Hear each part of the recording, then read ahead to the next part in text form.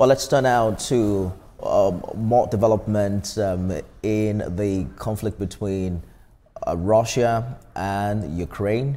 Well, following developments, the U.S. Secretary of State Marco Rubio, who's in Turkey for an informal meeting of NATO foreign ministers, and says only diplomacy, not military force, can end the conflict between both countries. NATO Secretary General Mark Rutte says the purpose of the alliance is to prevent wars through its strength, ensuring there are no weak partners. But this is really important because we have the ongoing Russian threat, we have the Chinese built up massively at the moment militarily, and of course the terrorism, the terrorist threat, which is still ongoing. But we also have to ramp up the defense industry because with only money we are not there. We also need the defense industrial output to make sure that we can fight off any threat to NATO territory. And of course we will discuss Ukraine, how to make sure that we bring Ukraine to a lasting and durable peace. For $1 trillion of defense spending, which is unheard of, it's unparalleled.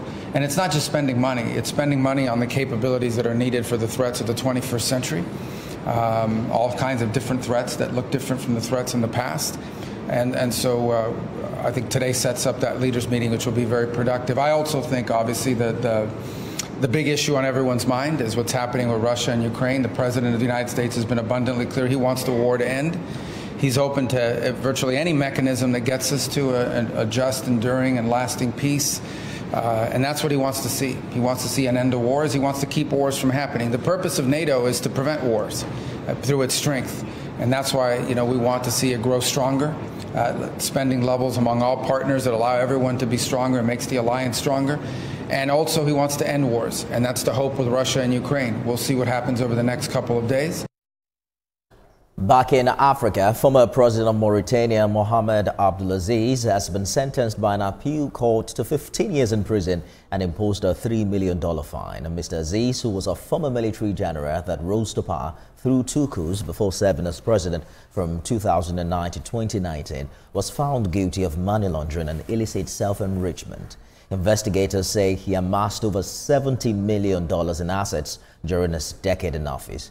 He's remained in custody since his initial conviction last year. The trial is drawing international attention as a rare example of an African head of state being held accountable for corruption while in office. His legal team has dismissed the charges as politically motivated.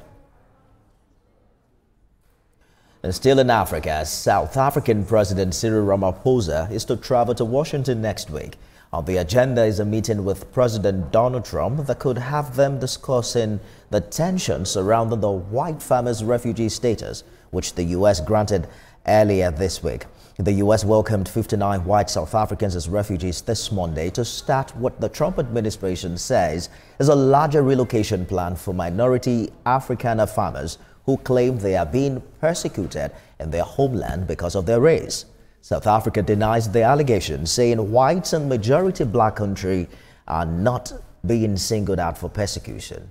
Since President Donald Trump took office again, the two countries have repeatedly clashed over the U.S. plan to resettle white South African farmers, which the U.S. describes as racial discrimination.